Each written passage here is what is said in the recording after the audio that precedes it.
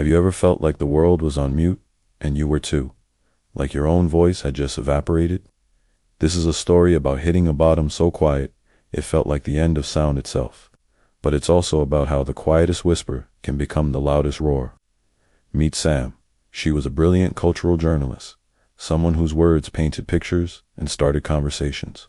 Then one day, the words just stopped. She sat in her apartment, surrounded by the ghosts of her past life, staring at a blank resignation letter. Her phone buzzed with worried messages from her friend and editor, Leo, but she couldn't answer. It wasn't a dramatic crash. It was a silent, complete shutdown. The world outside kept moving, but Sam was frozen in the stillness after the collapse. Weeks later, standing on a bridge at dawn, she finally answered Leo's call. He didn't ask what was wrong. He just asked her to describe the sky. With his voice as a lifeline, she described the gray and pink clouds, the water, a single bird. That small act of speaking, of connecting, was the first tiny step out of the silence. Leo encouraged her to write again, not for an audience, but for herself.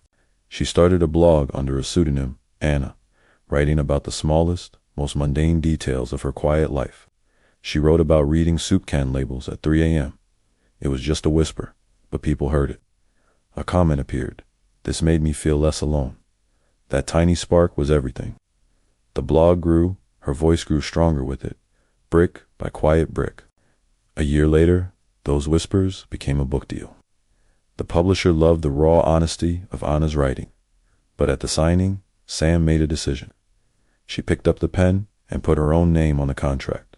Samantha Cole, no more hiding. Standing at a podium in a packed bookstore, Sam faced a crowd.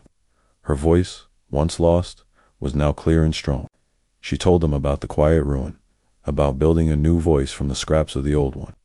Holding up her book, she said, "My name is Samantha Cole, and this is my first loud sound." The applause was deafening. A wave of noise she had created herself.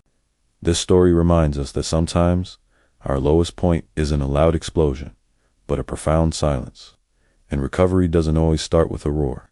It can begin with a single, quiet word. If you're feeling lost in the silence, please know that help is available and you are not alone. Your voice matters, even if it's just a whisper right now. Thanks for watching.